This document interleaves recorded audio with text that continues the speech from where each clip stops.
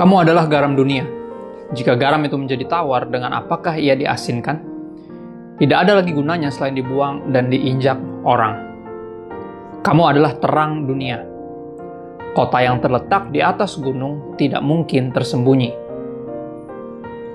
Satu ayat yang menarik, satu pembahasan yang menarik, satu kata-kata yang sangat menarik. Kenapa? Karena umumnya selama ini kita mendengar kayak ada satu perintah yang tidak pernah diperintahkan oleh Tuhan Yesus, yaitu untuk menjadi terang. Di ayat ini, dari mulut Yesus sendiri kita dengar kata tentang kamulah terang, bukan jadilah terang. Ya, kamu adalah terang dunia. Di Yesaya 60, ya, ayat 1 dikatakan, rise and shine. Bangkit dan bersinarlah. Bukan bangkit menjadi teranglah, tapi bangkit dan bersinarlah. Ya, dikatakan kita, Anda dan saya adalah terang dunia. Ini keluar dari mulut Tuhan Yesus sendiri. Ya, seperti kota yang terletak di atas gunung, tidak mungkin tersembunyi. Tapi bisa bersembunyi, seringkali itu yang kita lakukan. Kita bersembunyi, kita hanya bersinar atau menyala atau Kristen di dalam 4 tembok gereja. Di luar itu kita takut untuk mengungkapkan jati diri kita yang sebenarnya, menghidupi siapa diri kita yang sebenarnya.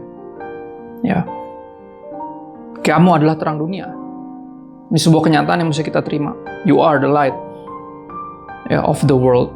Di Yohanes 8 ayat 12, Tuhan Yesus juga mengatakan, akulah terang dunia, barang siapa mengikut aku, ia tidak akan berjalan dalam kegelapan, melainkan ia akan mempunyai terang hidup.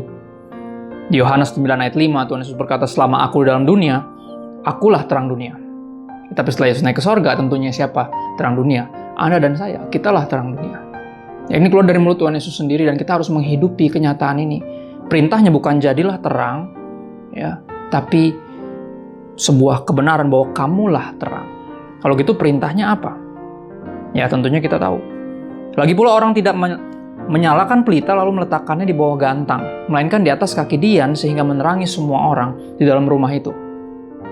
Ya, demikianlah hendaknya terangmu bercahaya di depan orang, supaya mereka melihat perbuatanmu yang baik dan memuliakan Bapamu yang di sorga. Oh, ternyata ini perintahnya. Perintahnya untuk Anda dan saya keluar dari persembunyian kita.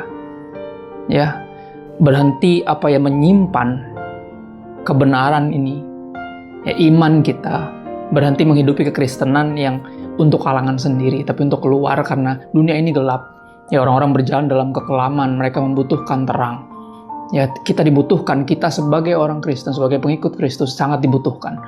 Ya, menarik ini yang Yesus katakan setelah dia mengkhotbahkan khotbah di bukit, khotbah yang kayaknya eksklusif hanya untuk para muridnya ketika dia mundur dari crowd keramaian dan murid-murid yang mengikuti dia. Ada pelajaran-pelajaran yang kayak eksklusif yang sebelumnya kita pelajari, tapi ternyata Yesus rindu kita bukan hanya percaya kebenaran ini, tapi menghidupinya, dan menghidupinya di mana? Di luar sana.